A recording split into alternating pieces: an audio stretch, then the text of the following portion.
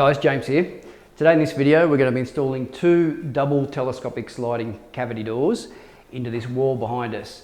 Basically we're going to be knocking out this whole wall and reconfiguring this front entry so that these two cavity sliders end up sitting on each side of the wall, and then we've got this big head unit that'll join the two together and have our four doors that slide in to close this whole wall. Now we've gone up and had a look in the roof. The wall's non-load bearing, so we can take that out completely. So what you see in the video is all the tools, all the tips and all the tricks you need to install something like this. The front entry is a bit of a disaster. I'll take you in and show you. But you basically got a wall straight here as you walk in, some sort of stained glass window, which is quite weird.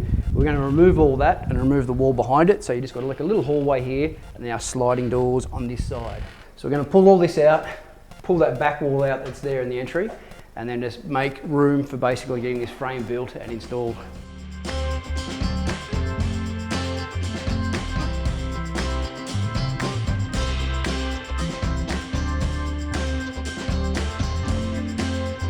Now we're going to go on with the assembly of all these carcasses, put them together with the track and the rollers, get it all assembled so that we can work out the sizes and build our framing and secure it into position. With your cavity kits, with your hardware, you'll get your box.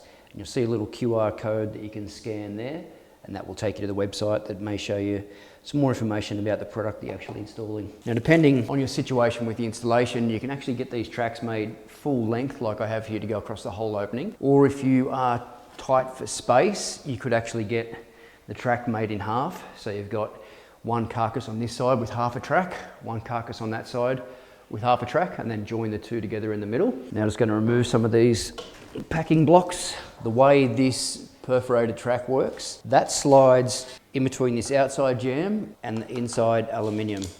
So this little lip here will slide in and lock down like that. Now let's take a look at some of the other hardware. Basically this large guide here gets fixed onto the bottom of the cavity unit. This smaller guide here actually slides into this bit of aluminium frame, like so. And then this guide here gets fixed to the side of the door, and that acts as a guide for the second door to slide through. These separate rollers, we're going to put these into the track now before we actually install everything together. And then these are the little pull guides that go together on the tops and the bottoms of the doors to pull each door together out of the tracks. And again, you've got pre-routed spots in the tops of your door for these so that these little bolts can go in. And these bolts then get screwed into each roller. But what we also have to do now is insert the other rollers into the track. It's very important to put those in before, obviously, this track's assembled into the cavity units. So one will go in the track behind the soft closer that's already installed. And then on this side where there's no soft close, we'll have two going in. To screw the cavities together, you want the countersunk head screws. The ones that are in the packet, the pan heads, they're what attach the hardware to the top of the door.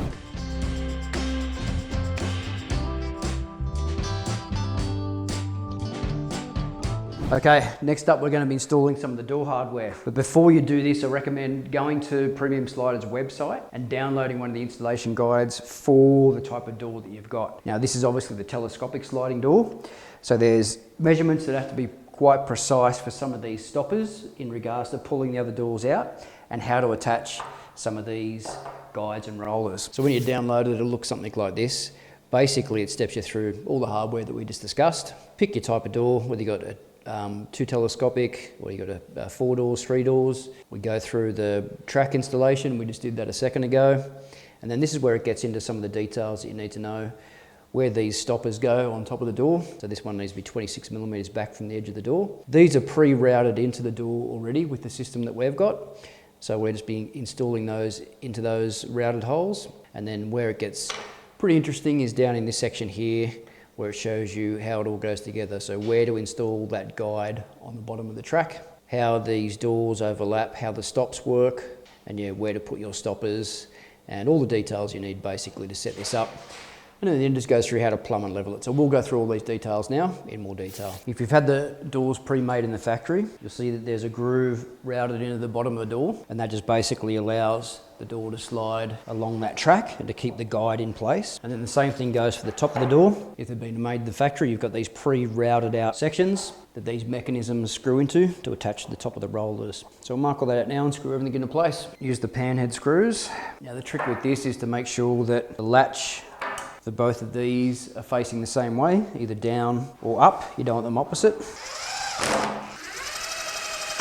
So this guide here is now going to screw onto the end of the door like such, so that when that's in the cavity here, that guide will be sitting out this side of the door, allowing the leading door to slide past it, and then they'll all pull out together with those stops that are designed to latch over at the top of the door. As per the installation guide, this one's 24 millimeters back from the edge.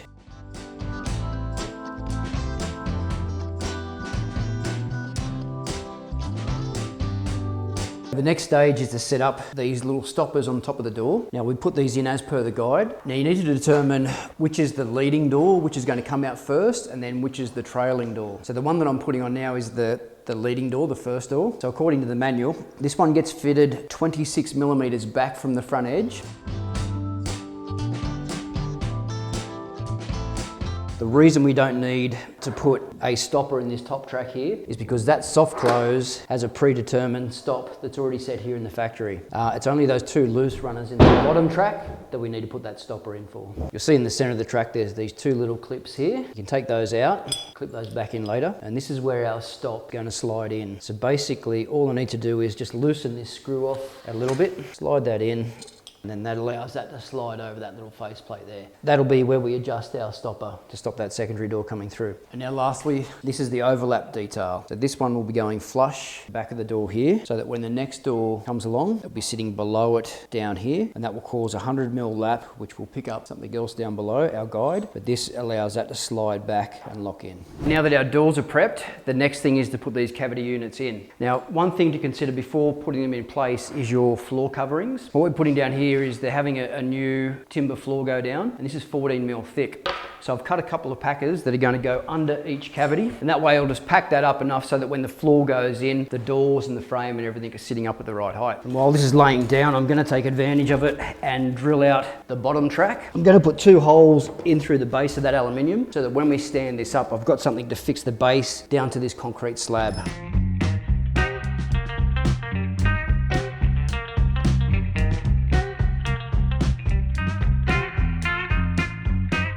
Now it's a matter of getting these screws in the top, middle and bottom, packing this jam so that it's plumb, and then securing this bottom off here down through the bottom track into the concrete. Also going to fix a couple of screws up through the head into a couple of battens there, but the main support's going to come really from the 2 cavities being secured off on each side and down to the floor. Now the other thing is you want to have a straight line between both sides of the cavities so that they're in line as well.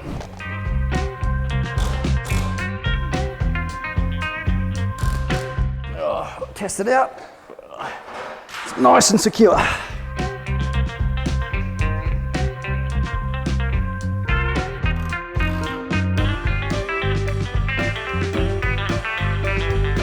Now to install the guides on each side, you may have to remove the screw that's already in the bottom of the track if it's in the way. And then this guide, there's a lip that will just slide under the side of the flange there. Push that through, and then work out your distance of where you want that to sit. Mine, I'll just be keeping that 5mm back from the edge.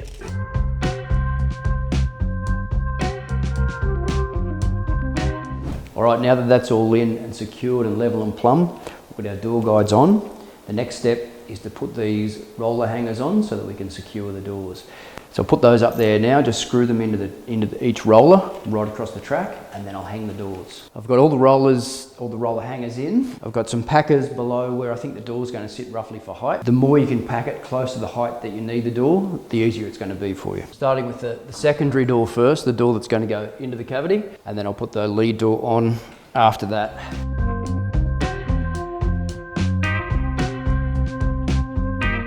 Now it's time to do the final adjustments, not final adjustments, but some adjustments on the door. You can see these both come out here in line. That soft close kicks in and then it stops, that's automatically adjusted, but that needs to be brought across to the center of this jam. So in order to do that, there's 2 screws in the stopper up here. I undo that and just slide it across. And then likewise for my stop on this other door that I put in loose, once I get this to the center, then I can slide that back to where the last roller is, and that'll stop that door from coming all the way forward.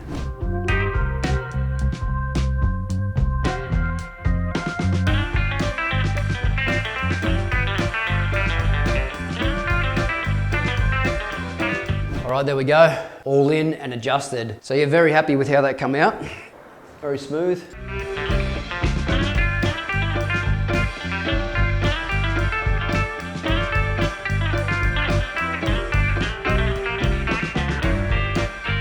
Now the final thing that we're going to do is our cornice on both sides of the top there, which will come down flush with the top of the track. Should give it a nice detail.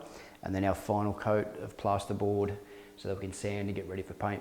There'll be a few other bits and pieces like some door hardware and thing to finish off, but that's now getting pretty close to being completed. I'll show you the difference this has made opening up this hallway. You can see here, you're not walking into that wall that was here originally, and then it went into that archway into the lounge room. Now it creates more of a flow all the way through this area. And the doors themselves, once you shut that off to the lounge room, you can see that that actually just creates a nice hallway straight through. It just opens the place up. Okay, so that's it for the installation of the doors on my end. What I'd recommend doing is going to the Premium Sliding Doors website, downloading the installation manual for these and using that in conjunction with this video so you can see how some of that hardware goes together. So from here I'll get the clients to send us some videos of all this sanded, painted skirtings and bits and pieces on.